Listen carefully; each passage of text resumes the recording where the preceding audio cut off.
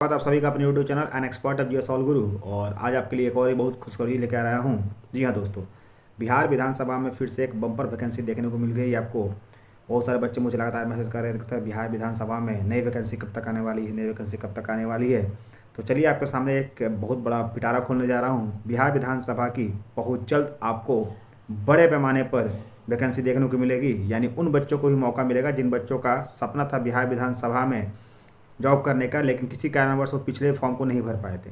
जी हाँ दोस्तों, इस बार बिहार विधानसभा या फिर कह सकते हैं बिहार सरकार ही बिल्कुल मिशन मोड में चल रही है। और बात करते हैं नौकरी का, तो हर विभाग में नौकरी की अभी तैयारी चल रही है। उसी के क्रम में बिहार विधानसभा भी बिल्कुल कह सकते हैं रेडी मोड में आ चुका है वैकेंसी को लेकर के। और इसने आने वाले साल यानी नए साल में जो है वो नई नई वैकेंसियों को लाने का ये वादा किया है। और किन किन पदों पर लाया है उसके लिए विज्ञापन भी जारी कर दिया गया है कि इन इन पदों पर हम वैकेंसी लेने वाले हैं। सो जो नए समाचार को देख रहे हैं उनको बताना चाहता हूँ कि इस चैनल पर आपको बिहार सरकार की तमाम लेटेस्ट वैकेंसी के बारे में अपडेट दिया जाता है, साथ ही साथ उसके पेपर का भी एनालिसिस किया जाता है और उसके रिजल्ट का भी एक्सपेक्टेड डेट बताया जाता है। ठीक है, तो जो भी बच्चे बिहार के किसी भी फॉर्म को भर रहे हैं या फिर जिनका भी सपना बिहार में नौकरी करने का है, वो हमारे चैनल को सब्सक्राइब करके बेल आइकन हिट कर लें और अपनी सफलता को हमारे साथ सुनिश्चित करें। ठीक है दोस्तों, तो चलिए शुरू करते हैं। सबसे पहले ये देखते हैं कि बिहार में यानी बिहार विधानसभा में कौन कौन सी वैकेंसी आने वाली है और कितनी सीटों पर आने वाली है। ठीक है, और फिर बताऊंगा आपको लास्ट में कि ये कब तक वैकेंसी आपको देखने को मिलेगी,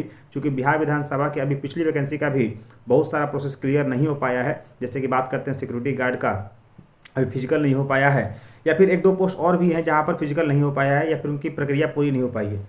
हालांकि उन प्रक्रियाओं को इस दिसंबर तक पूरा कर देना है और नए साल में नए कैलेंडर में इस वैकेंसी को आपको देखने को मिलेगा। ठीक है दोस्तों, तो चलिए शुरू करते हैं इस वीडियो को। सबसे पहले देख लीजिए, ये विज्ञापन संख्या आपको दिख रहा होगा, बिहार विधानसभा सचिवालय अधिसूचना 6 अक्टूबर 2023 तक। जी हाँ दोस्तों, ये 6 अक्टूबर को जारी किया गया। हालांकि हो गया 2 महीना, फिर भी बता रहे हैं आपको हम कि ये 6 अक्टूबर को जारी किया गया। तो इसमें क्या क्या किया गया है इस वीडियो को अगर ध्यान से हम देखते हैं तो अगर देख रहे होंगे अनुसूची 1 में 54, 208, 45 और इस तरह से, मतलब ऊपर हम जाते हैं बिना ऊपर देखे उसी से डायरेक्ट यहाँ पर आते हैं।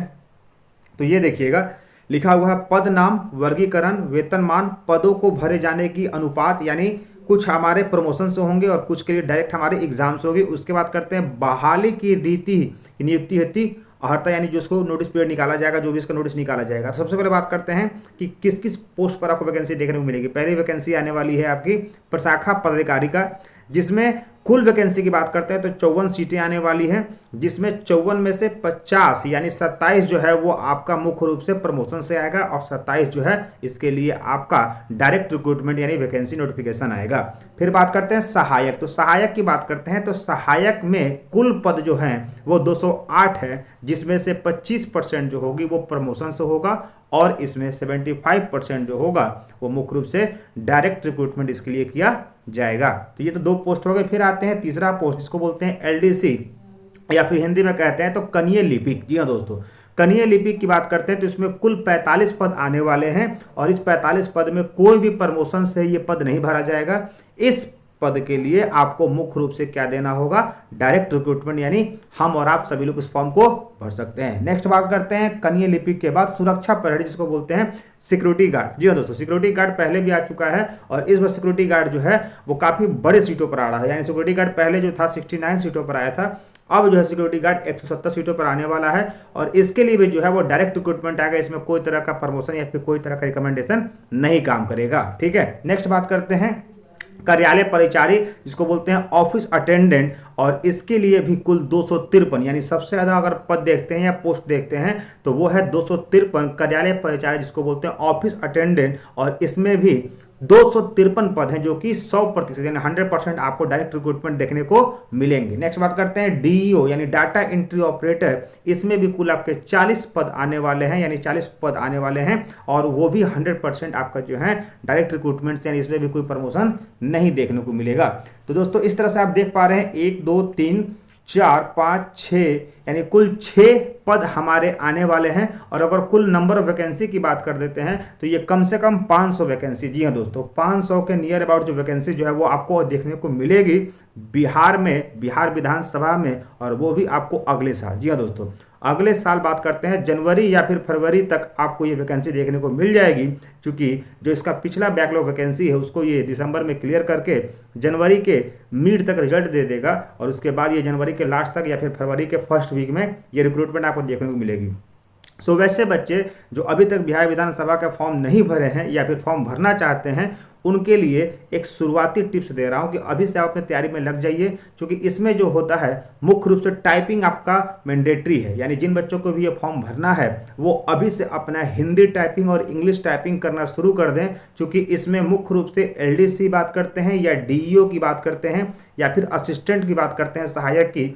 ये 3 पद ऐसे होते हैं जो कि दोनों विभागों में यानी बिहार विधानसभा में भी और सचिवालय में दोनों में सामान्य होते हैं, और दोनों के सामान्य जो होती है वो योग्यता होती है। और बात करते हैं बिहार विधान परिषद ने अभी इन तीनों पदों की रिजल्ट दिया है, जिसमें टाइपिंग की बात करते हैं तो काफ़ी टफ टाइपिंग पूछा गया था, जो कि मैंने आपको पिछले वीडियो में बताया भी था एक वीडियो में। और यहाँ पर आपको एमएस वर्ड का भी काफ़ी डिटेल ज्ञान चाहिए, एमसीक्यू नहीं, डिटेल ज्ञान का मतलब होता है कि जैसे कि कोई नोटिफिकेशन आप लोग, जैसे कि यही नोटिफिकेशन आप जॉब देख रहे हैं वैसे ही आपको बनाने के लिए दे देगा एमएस वर्ड पर, और टाइम दे देगा। जैसे कि मैं जो आपको दिखा रहा हूँ अभी आपको स्क्रीन पर, वैसा ही आपको एमएस वर्ड खोल कर कहेगा कि ऐसा ही जो सेम जो है नोटिफिकेशन टाइप करके मुझे सेव करके दिखाओ, और वो भी 5 मिनट के अंदर। तो इसलिए सबसे पहले ये तो खैर हार्ड एक सेक्टर हो जाता है। शुरुआती में आप पहले हिंदी पर टाइपिंग अपना कमांड बनाइए, और कम से कम 30 से 35 हिंदी में बनाइए, और साथ ही साथ बात करते हैं इंग्लिश में भी तो 35 से 40 बनाइए, और उसके बाद इसमें आइए। अगर ये दोनों आपका स्ट्रांग रहेगा, बात करते हैं इसके पीटी और मेंस का, जो कि एलडीसी का, डीईओ का, असिस्टेंट का।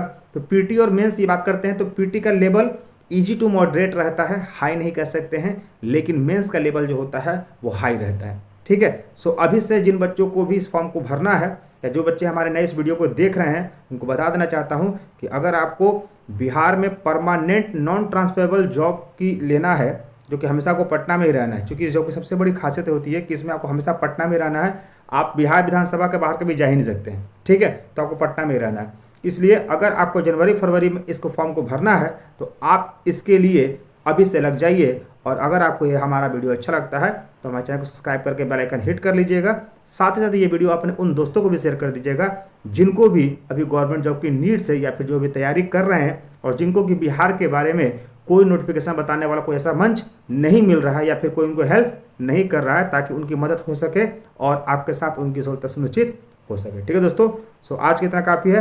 That's all, bye bye, take care, nice day, thank you.